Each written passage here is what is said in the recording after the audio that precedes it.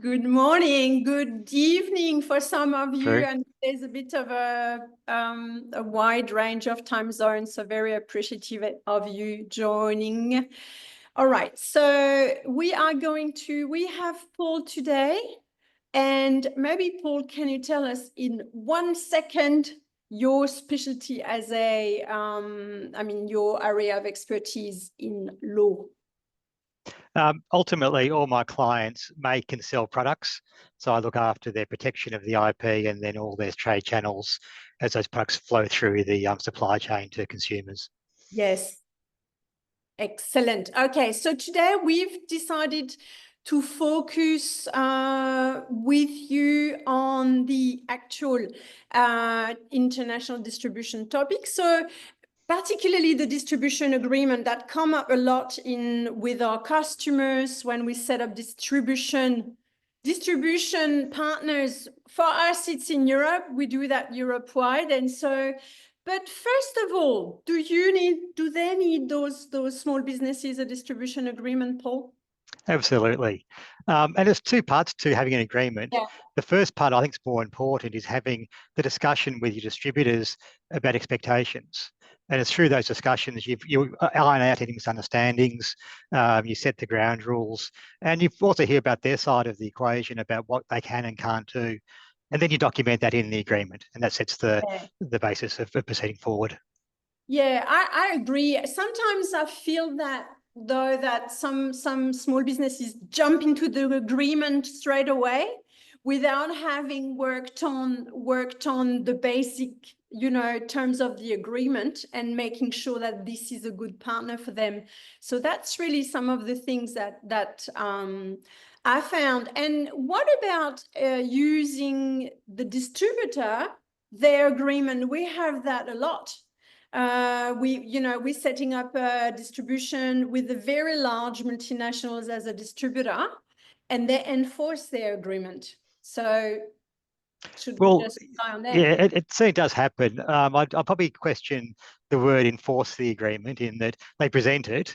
You can't just sign up to it. You've got to go through it. If you're forced to use their agreement, you can still negotiate it and make sure that it reflects your needs as well. So it reflects what are your products, what's the IP on your side, what are your expectations of sales, and work through it. Don't just accept that's just how it is.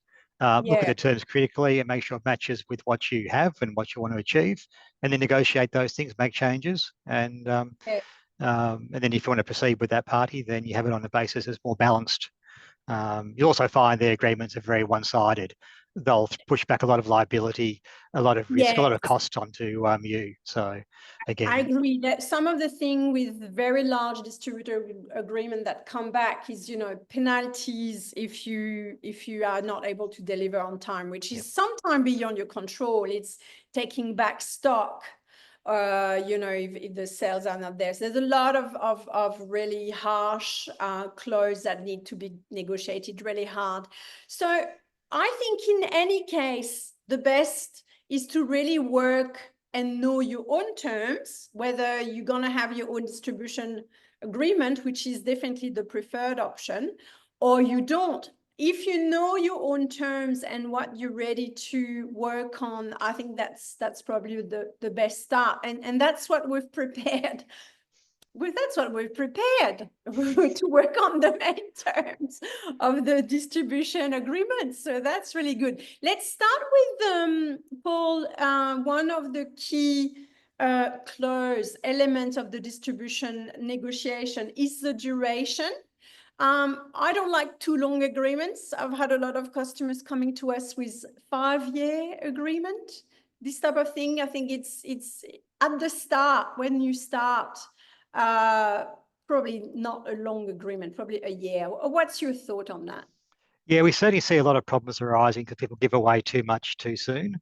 Yes. You want to sort of understand the other party, work out what they can and can't do. So I do like a shorter term agreement. Yes. You've got to balance that though by their risks of investing in your product and your distribution or distribution of your products. And so there is that tension sometimes about they want to have enough time to get the return on investment, but that's in your benefit too. So things you can do there might be to have a short first term with Yes, renewal options. If they perform, if they achieve certain milestones, then it rolls over for a longer period. You might have it so that it's more limited around what you're giving in that first year, and then have the ability to break it, or have some have a longer term, but have some good break points of reviews, renegotiations, and potentially termination if need be. But yeah, yeah, just really be careful about jumping into bed with somebody for a long term, because they may not be able to perform, or a whole lot of things could exactly. arise. And some of the terms you agree on maybe specific at the start, and then as the relationship grow, you need to develop different terms with so it is also a document that needs to evolve over time. So I'm totally in line with my commercial hat to start with probably a year agreement, but I agree with you, distributor needs a bit of time to get started, train their team, and so minimum of 1 year is fair, I Yeah. would say, before Yeah. it's reviewed. It might depend also on who is the distributor. If they're already established selling complementary products, not competing products, who've got the track record around an area or region or country or series of countries, you can probably give a bit more latitude, because they've already got those things in place. Somebody who's Correct. newer, who's going to have to ramp up for your style of product, there's more risk involved in that case. So you don't want to give it away if they can't perform. Yeah. So second topic, so we talked about duration, not too long, start with agreements, maybe about a year and renew, but it all depends. Everything we say depends on your circumstances. We're only being very generic, and but the second element is exclusivity. That's not something I really like, exclusivity, because it doesn't, in our view, when we negotiate and set up distribution agreement, it doesn't guarantee that the performance is going to be there. It's never a guarantee. So I tend to always push back on that, but there's a few caveats to that, and you may shed some light on it and give it a little bit of nuance. Yeah, I think the first thing to be aware of is exclusivity is not complete. There's a whole range of nuances you can do for exclusivity. You might, for example, have one distributor who you appoint exclusively for online sales. You might have one who does the retail or develops the wholesale market to retailers, and you can carve those things up in different ways with different parties. So again, look at who you're appointing, what's their skill set in their history, and then maybe give them exclusivity within their own experience and able to achieve. The other thing about exclusivity is it can change. Yes, You might tie exclusivity to KPIs, and if they don't expand fast enough, you can pull back exclusive areas yes, to the areas where they are performing, and then not make the other ones open. yes. You might have an agreement where you have a territory that's exclusive, but a broader territory that's open. They can sell into it, but so can others. And that way you can then try out a few different people, and then pick the right one who's got the runs on the board in those open areas. So from that point of view, you have that flexibility. Don't just think it's everything or nothing. Yeah, agree. And also, I think when they ask about exclusivity, they need to have the track record behind. Either they've got the team in that region and that they really know it well. That's their home patch. This is really where they perform well, or this is their specialty products, that there's their industry that they know extremely well, and they can ask for that. So whoever is asking exclusivity needs to earn it, justify it, and then of course, yes, as you said, tied up to KPIs is totally okay. Yeah. If you take it back to the last point about duration, you could have a short term initially with exclusive area, and then if they perform, the renewal term could be for a broader area because they've got the runs on the board with your products.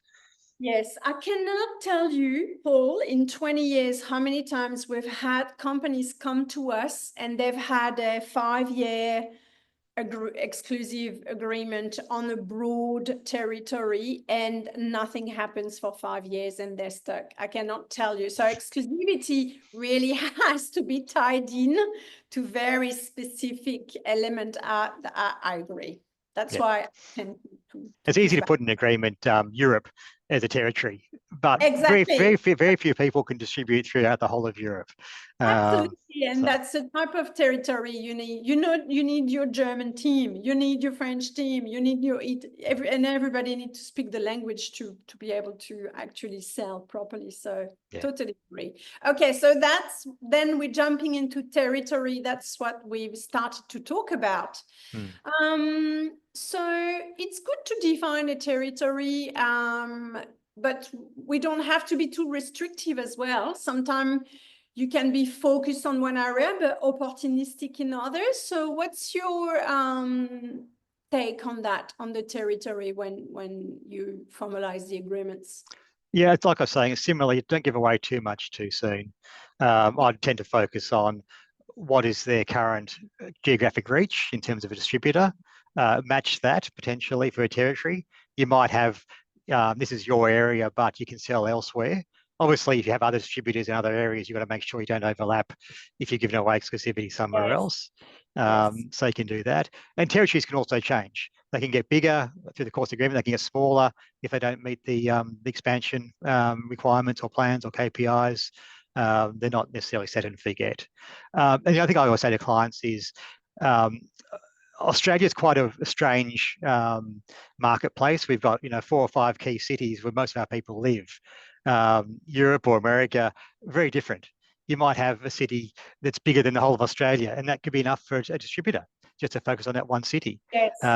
Countries, again, towns are much closer together than Australia, and so there might be enough to give a smaller area because the catchment of population is quite dense, and so you don't need to give away a large area on a map.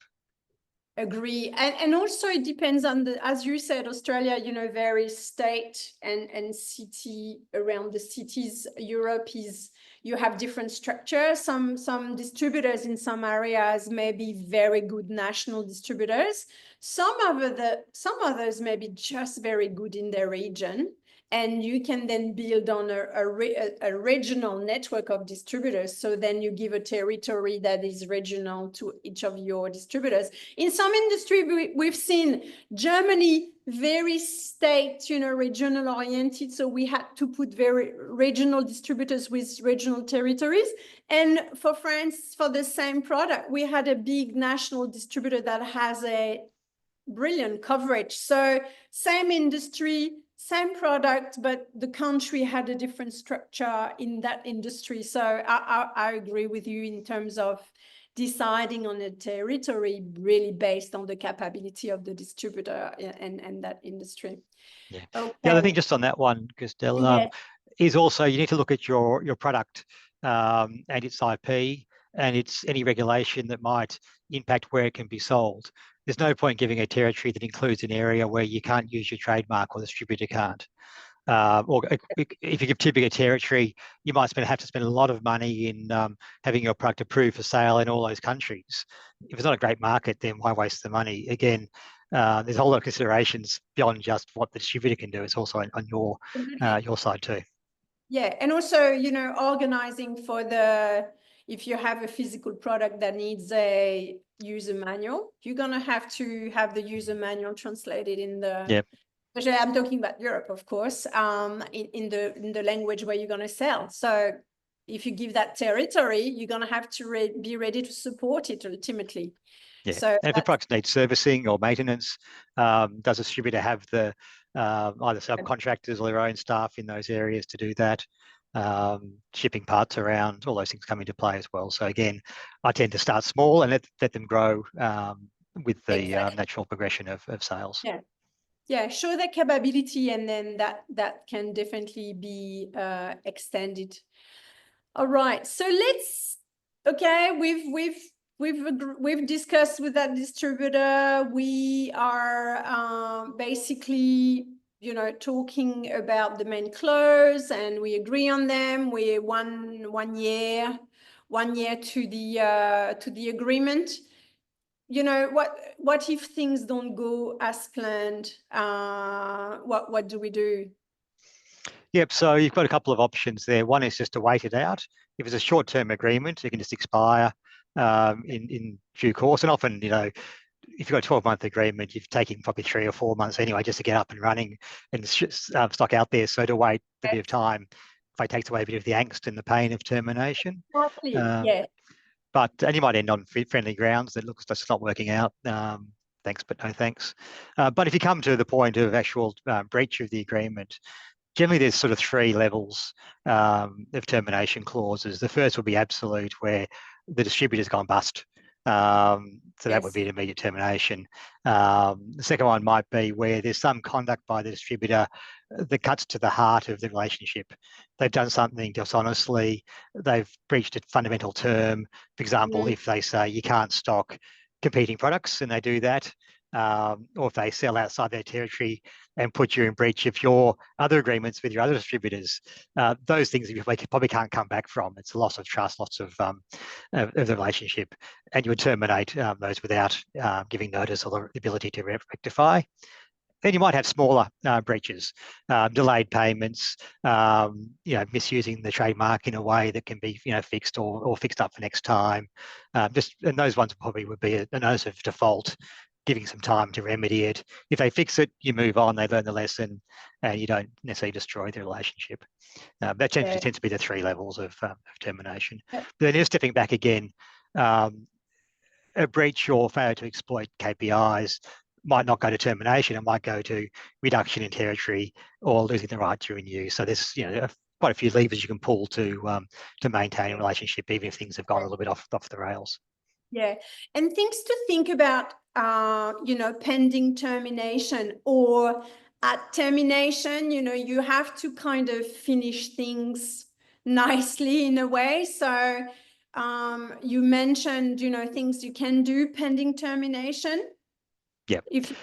So if you are giving a notice of breach and then waiting some time to see if it's fixed or not, that might be a non-payment. It might be some sort of conduct.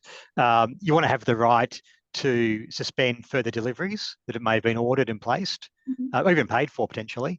You don't want to then be sending stuff to someone who's going to be terminated tomorrow or whatever else. Exactly. You want to have the right to reject orders. So again, you're not being forced to supply goods to someone who won't be there next week. If it does come to termination, then you may want to have the right to buy back the goods they already hold in stock. It's a bit hard to appoint a new distributor when one's dumping goods at a low price to get out of the hole they're in, and so it does destroy your market. And we've seen that happening, like that threat to, if you terminate us, we're just gonna keep the product and dump it into another territory or at a very low price. So that threat can be real. So that's some of the things you need to really know.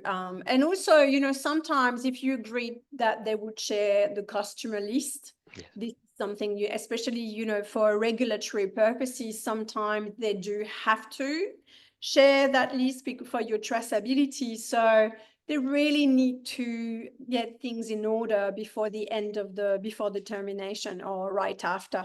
So that needs to be really looked after. That's for sure. For sure. Just on that customer list too, one of the things you might try and do, because often if things are sort of becoming very tense, they won't give you the customer list, even though they probably should under the contract. You might find there's some techniques you can do where you are involved as customers sign up. They might have to register a warranty, which comes back to you, and therefore you have a list anyway, or some sort of offer or cashback or other marketing sort of materials where you are getting the information on an ongoing basis through the agreement. And so if things do fall apart at the end, you aren't so reliant on that customer list being given to you.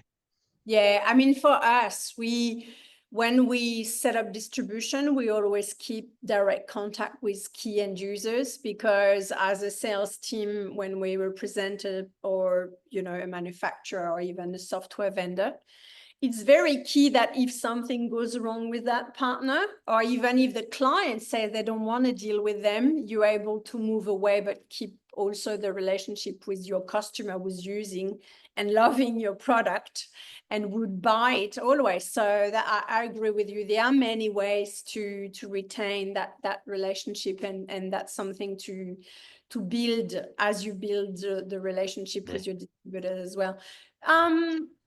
Important one, the KPIs. I think that's always, some of our clients, they're like, scratch my head. How am I going to formalize my KPIs? I like to start simple with activity related KPIs when you start with a new distributor. But a lot of companies just want to give a sales figure for them to reach, but activity drive sales, in my view. So what's your take on that, on the KPIs? Yeah, I agree with you. I think it's very hard to pick a KPI based on purely sales at the start. You just don't know, really, unless you're appointing a distributor to replace another distributor, where you have some history of sales into that territory. But you don't know the take-up of your products. You don't know whether there have been any issues along the way, any road bumps or any sort of product issues. I tend to look at, as you say, milestones to get to a point of then we can set some sales KPIs in the future. And that then ties back well to that short-term agreement. You're not committing to too much on either side. You're getting that history, a bit of expectation, knowledge about the marketplace. You can then, by agreement, set some KPIs beyond that 12 months if they're the right party to stay with. Agree. I like to have a bit of a plan with the distributors, plan for the year, and a quarterly review on how we're tracking. We said we would do these trade shows. We said we would train so many salespeople. We said we would focus on those key customer targets, how we're tracking, and then reporting back, making sure we meet the KPIs.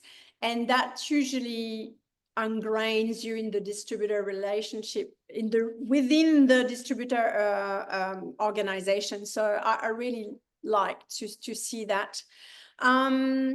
I think also, I don't know if you wanted to add anything on the KPIs. Yeah, I think the thing is, don't treat them as being sacrosanct or set and forget. I always put in clauses where you review them frequently, adjust them, again, all by agreement. And then obviously, if you come back and look at what's happened in the past 12 months, did you do these things? We agreed to do those things. A much easier conversation than turning up and saying, 15% down on sales. Well, why? And it doesn't sort of help too much from a forward-looking point of view. And as you said before, KPIs need not just be sales. It could be, we're going to appoint 4 retailers in this area. We're going to launch into that new part of the territory, or whatever it might be, or go to a trade show. You might even have KPIs around customer satisfaction. So again, if you're having a very customer-driven relationship, their feedback's very important for future sales, and so you might have some KPIs. You won't have more than a certain portion of, below 3-star ratings if that's the way the product's reviewed. And that works really well when your relationship is more mature with the distributor, when they're in full swing. So you have KPIs that are different to the start.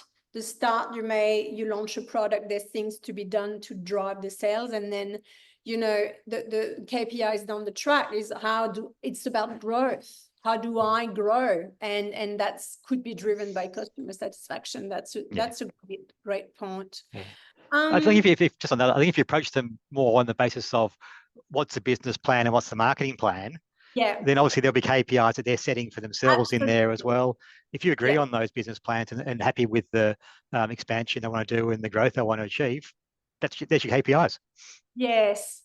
And so that leads us to our last point, which is terms and conditions. So terms and condition, when we prepared, there's one thing we both agreed on again, is, conditions are something T&C that are set as almost, if you visualize them as an appendix that is separate but attached to the agreement, but that can be reviewed on a yearly basis. So for me, prices and margins for distributor and bonuses and bonus plans depend on their performance, really, on the KPIs that we've set. So What's your how do you formalize those schedule, this separate Yeah, schedule? pretty much you just take your current set of terms and conditions you might have for any sale you generally have as part of your credit application and annex that to the agreement. It'll cover all those simple things like, making orders and forming contracts, price variation, retention of title, liability, warranty, what are all those general terms of trade. Yes. And then the more detailed or the more relationship-driven parts sit in the actual main part of the distribution agreement. There might be some variations to some of those standard terms. You might have for overseas distributor line of credit as being the payment options on shipping rather than having COD or some sort of credit being given. You have for Australian customers, but they can be varied in the main agreement, and they would then take precedence over the terms of trade. But all the minutiae of terms can just be attached to it, and they change over time as well. So you can just replace that schedule as you need to. They do. And I think, I mean, for us, the way we've managed it when we had to set up distribution networks in Europe is those T&Cs can be renewed, and because you have, price increase, recommended retail price increase or distributor buy price increase. In that case, it's so much easier to also do it yearly. You have to also understand that those distributors, they have a business to run. And when they start selling, they need to know your price are going to be fixed for a certain while, because otherwise for them, it's too hard to manage the price changes. So having a yearly T's and C's, with some exception to it, there might be, some caveat to that in the agreement, but really yearly, I think for the price lists and so on is fair and is manageable. And then that's very easy to attach to an agreement. Yeah, if you think about sort of the lag of orders, production, shipping, you can't have fast price changes because the distributor themselves can't manage that with their own customer base. So again, stability is good. I mean, sometimes there are things that happen that you can't avoid. Might be a new tariff comes in or something else, in which case pricing might have to adjust for that. So you'd always have some sort of things outside your control that you can demonstrate is impacting the product shipping costs or product manufacture costs, whatever it might be. You might better move faster. But you want to have your distributor very aware of that chance, because they want to have those terms in their contracts with their customers so they can back to back and not squeeze them into a corner. Yeah. I just wanted to, so while if people have questions, time for Q&A, we've got a few more minutes, so make the most of it. I just wanted to share with you the fact that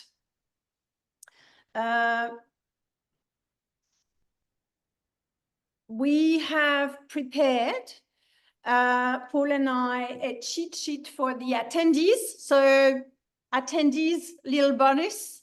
We are tidying it up, and you will receive it in the follow-up email along with Paul's contact if you want to talk about, the legalities of the distribution agreement.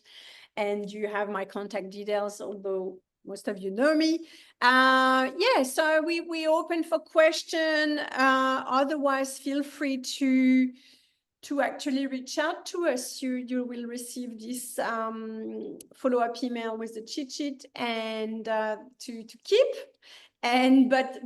So general advice, your circumstances will really determine the terms in your agreement. That's an important one. We're talking to a lawyer today, so we have to be careful. No, I'm just kidding. But really, seek advice. And before you sign a full 5-year exclusive agreement and lock yourself in, make sure it's done properly. I hope we've shared some good advice there for you that you can use. Oh, sorry. I'm just going to not share that. And I just would like to let you know that we'll have, so Paul, thank you for your contribution. There is one question in the chat. Is there? Yeah, I just saw that pop up. Oh, great. Excellent. Okay, if you have multiple distributors, how do you ensure consistency of pricing? This is within the same territory or across multiple territories. Okay, so you cannot actually force them to sell at a certain price. They buy at a price, but then they sell at the price they want. So you can have a recommended retail price or a recommended list price that you could recommend them selling at, but you cannot impose it, right? That's exactly right, yeah. Yes, so I don't know, Paul, it depends on the geography as well, but as a general rule, it always is the case. Yeah, I mean, it's certainly unlawful, and there's some huge fines for what's called resale price maintenance, which is controlling the price at which your distributors on-sell the goods. So you just can't get involved in those discussions. But territories do help that, because if you're saying you can only sell within your territory and they can only sell within their territory, if they have different prices, then to some extent they don't overlap. But I see the question also raises within the same territory, and you can't effectively get involved in those discussions. No, you can't regulate that, unfortunately. Yes. No. I mean, basically the only thing you have control on is the price you sell to them. That's all. That's the only control you have. So you give a better price to a distributor that is doing high volume, that is working well in team with you, and you give a higher price, a buy price to a distributor that maybe is a bit smaller, selling less, and that's how you can only control what you can control. Yeah. And you certainly can't say, if you don't increase your prices, we're going to raise your price. You can't make threats or that. It's purely your pricing choice is your own and made in your own four walls of your business. You tell them this is your price. There's nothing tied to that. You can't encourage that conduct of them to raise their prices or threaten that. Yeah. Correct. I just wanted to make sure we didn't have any other one. No, I think we're good to go. So we start sharply and we finish sharply.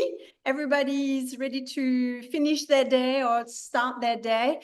Paul, again, I'd like to thank you for the time. And I enjoyed working with you on that. That was excellent. Likewise. So thank you very much for inviting me. And yeah, so you'll have Paul's detail in the follow-up email. You'll have the cheat sheet. Just give us a few hours to finish it and then to tidy it up. And it's all going to be ready in your inbox. So I will see you soon. Next Exportia Lab is going to be on the May 13th. And I'm hesitating between a few topics. So if there's any one of you wanting to actually share a topic they'd like to me to look at, I'd be more than happy. So feel free to send some email back about that topic. So thank you everyone for tuning in on LinkedIn and on Zoom with us. And I will see you very soon. Paul, thank you again. My pleasure. Thank you very much. All right. Bye-bye. See you soon. Bye-bye.